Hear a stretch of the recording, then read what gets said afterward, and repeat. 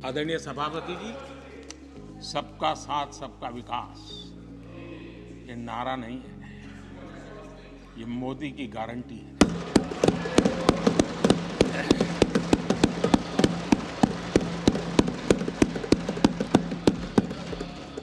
और जब इतने सारे काम करते हैं, मुझे किसी ने कविता लिख करके भेजी थी। कविता तो बड़ी लंबी है, तो उसमें एक वाक्य है, मोदी की गारंटी का दौर है। मोदी की गारंटी का दौर है। नए भारत की भोर, नए भारत की भोर, आउट ऑफ वारंटी चल रही दुकानें, आउट ऑफ वारंटी चल रही दुकानें, खोजे अपनी ठोर।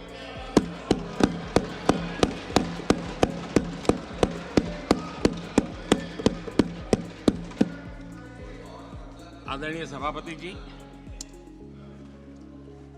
किस प्रकार से देश में निराशा फैलाने का प्रयास, मैं ये तो समझता हूं, जो लोग इतनी निराशा की गर्त में डूब चुके हैं, वैसे निराशा फैलाने का उनका सामर्थ्य भी बचा नहीं है। वो भी सामर्थ्य नहीं बचा। आशा का तो संचार कर ही नहीं सकते। जो खुद निराशा में डूबे उनसे आशा, लेकिन देश में हर जगह जहां बैठो वहां निराशा निराशा निराशा फैलाने का जो खेल चल रहा है और सच्चाई को नकार करके हो रहा है। वो न खुद का भला कर पाएंगे न देश का भला कर पाएंगे। आदरणीय सभापति जी, हर बार एक ही गाना गाया जाता है। समाज के कुछ वर्गों को भड़काने के लिए बिना हकीकतों को ऐसे वाक्य बोल दिए जाते हैं। मैं जरा देश के सामने कुछ हकीकत बोलना चाहता हूं और मुझे विश्वास है मीडिया इस ऐसे विषयों पर जरा डिबेट कर ले ताकि पता चले। आदरणीय सभापति जी,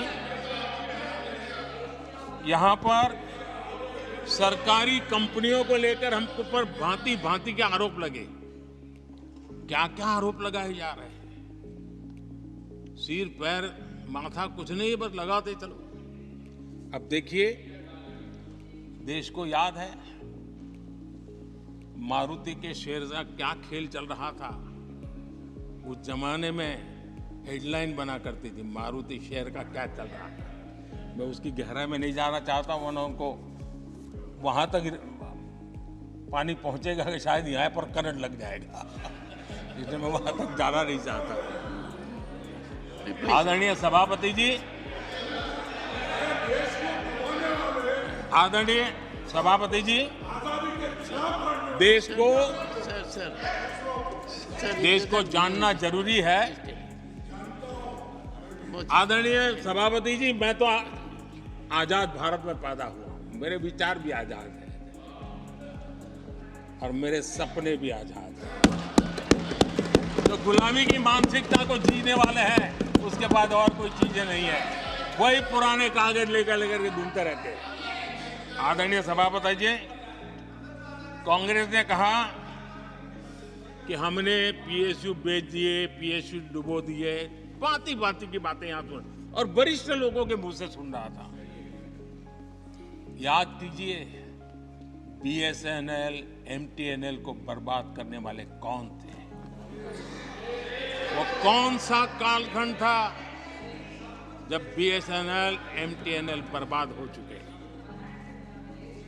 जरा याद कीजिए, एचएएल, उसकी दुर्दशा क्या करके रखी थी, बर्बादी।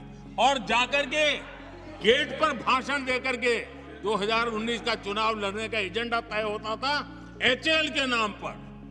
जिन्होंने एचएएल को तबाह कर दिया था, वो एचएएल के गेट पर जाकर के भाषण झाड़ रहे थे। आदरणीय सभापति जी, एयर इंडिया को किसने तबाह कर दिया, किसने बर्बाद कर दिया? ये हालत कौन लाया था? कांग्रेस पार्टी और यूपीए। ये 10 साल की उनकी बर्बादी से मुंह नहीं मोड़ सकते।